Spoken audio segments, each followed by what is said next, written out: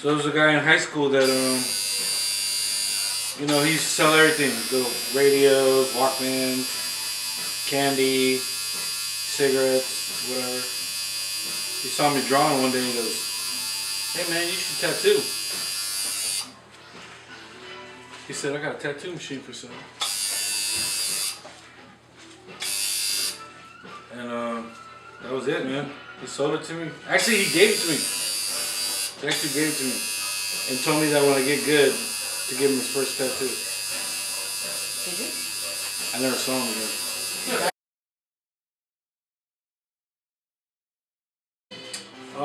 One of my homies from Oakland, his name was Chuco. And I remember this tattoo very vividly because we're going on Thanksgiving break. And Thanksgiving break always starts Thursday, correct? Yes. So Wednesday is the last day of school, and he wanted to get tattooed. He was my first person that I ever tattooed. And what now would only take me about 40 minutes to tattoo, back then took about 6 hours. And I didn't know what I was doing at all. And funny is, I didn't see Chuco during the Thanksgiving break, and when I saw him Monday, his tattoo was completely gone. All you could see was the little scar lines.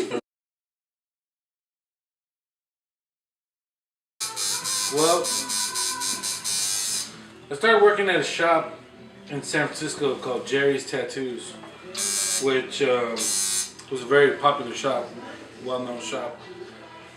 The difference between tattoo shops now and then, where you kind of had to like earn your way to even start hanging around. You know, the process was you'd hang around a tattoo shop, you'd get to know the guys, then they kind of feel you out and see if they want to take you under their wing. It's not like that anymore. Right. You know, like back then, tattoo shops were real. They were real street. They were always like in the worst neighborhoods. Man, I got so many stories I tell all my apprentices that they'll probably never experience working in a tattoo shop. Jerry's Tattoos was 100% street shop.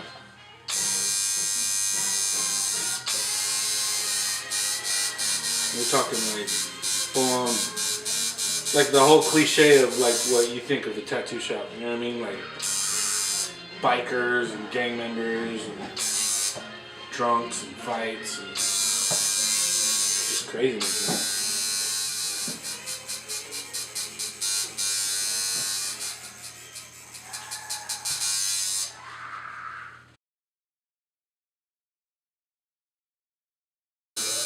I always tell this to a lot of people too. We had copy machines, we had thermofax machines, we had light tables, but all that stuff used to be in the back. It was like the magical room where nobody can go. You know what I mean? None of that stuff was exposed. People, they didn't know how, you know what I mean, how you made the pattern, or, you know, they were amazed if they came in with a Mickey Mouse and then, you know, you go in the back and you copy it, and you come out with it hand drawn. You know, it was just like the little secrets of tattooing. They used to blow people's minds.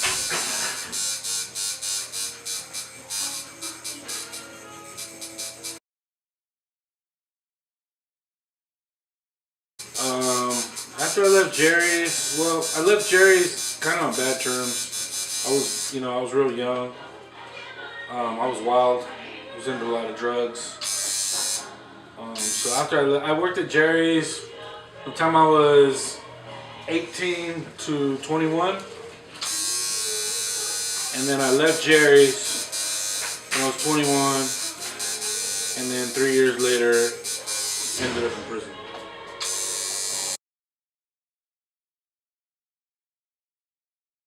Took a 5-year break. I didn't tattoo in there because since I've already been a tattoo artist out on the street, I I considered myself a professional tattoo artist, as opposed to these guys inside the prison that were tattooing with no gloves on, and sharing the same needle, and you know, it's a different world, man.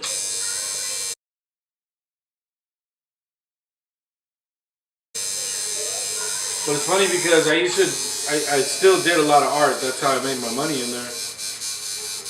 And my style of art would always be recognized as tattoo style art. Like random people would be like, "You're a tattoo artist, aren't you?"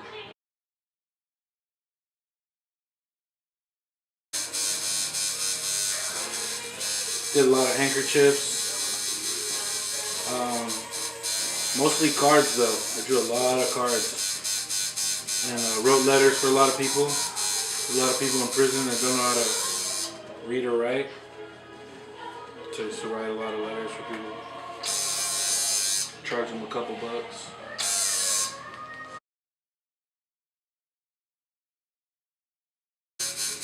I didn't want a tattoo when I got out of prison.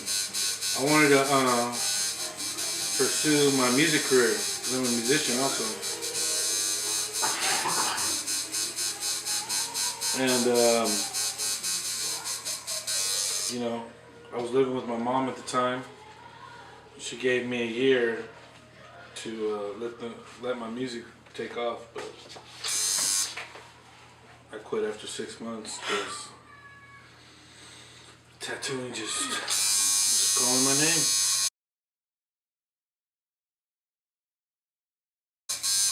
It only took me a year. Then I ended up opening my own shop. I opened up a shop in a little town called Martinez, which is like a little refinery town. Have a lot of working class people there. No pun intended. But and the tattoo shop I took over had been a tattoo shop for about 20 years. And the guy retired. And my mother-in-law at the time knew the lady who owned the building. So as soon as he left, I just went in and took over the lease. And it was already set up for a tattoo shop. Yeah, but we had to redo the whole thing. It was like, I don't know how he tattooed everything. And there was like carpet, and it was just nasty. And the fact that we didn't buy it off of him, we just took over the lease. He was pretty upset about that, so we made a little mess before he left.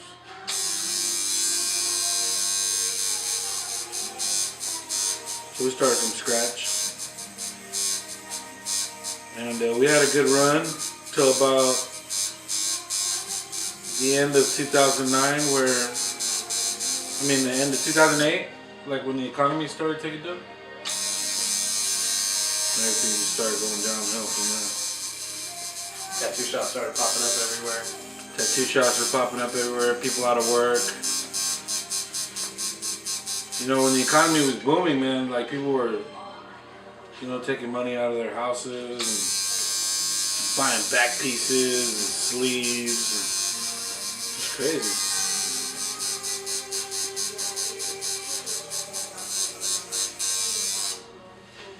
But to me, it wasn't really nothing, you know what I mean? Because I've always been a starving artist. So it just reminded me how to eat top ramen and stuff again. You can't just tattoo. You know, you gotta paint. Well, I paint, sell cars.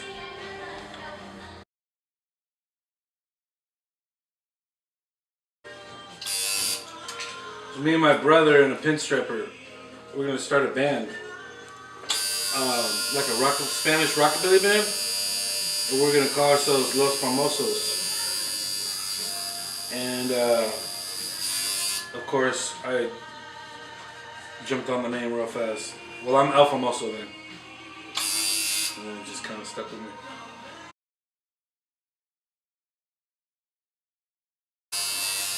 That was in 2010.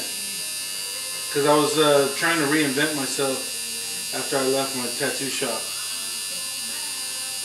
I used to own a tattoo shop from 2006 to 2010 called Under the Gun Tattoos. The original Under the Gun Tattoos. And me and my business partner had a falling out. And then I became famous for oh, so the guy couldn't really get the shop going, you know what I mean? Because everybody was still coming in asking for me. So, 2011, childhood friend approached me, very good businessman, and asked me if I wanted to go into business with him, if he would buy the shop and I would tattoo there and run it, and you know, after a couple of years we would negotiate. And so I took him up on his offer, and we just went with Tattoo 925 for the area code in the Bay Area, and the rest is history.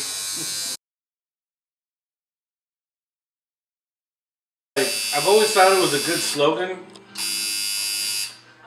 but it didn't really click with me till the last photography show, and I seen Frankie. We were driving, we were on the freeway, and then Frankie was on his bike. And when he passed us up, the only thing you could see was his t-shirt that said, "Build Your Dreams." And I was like, I don't know, for some reason I always remember that, and then it made me think about what my dreams are and what I gotta do to build them. And it's such a great, like, positive message, you know what I mean? Your dreams could be anything. Once you stop dreaming, you stop living.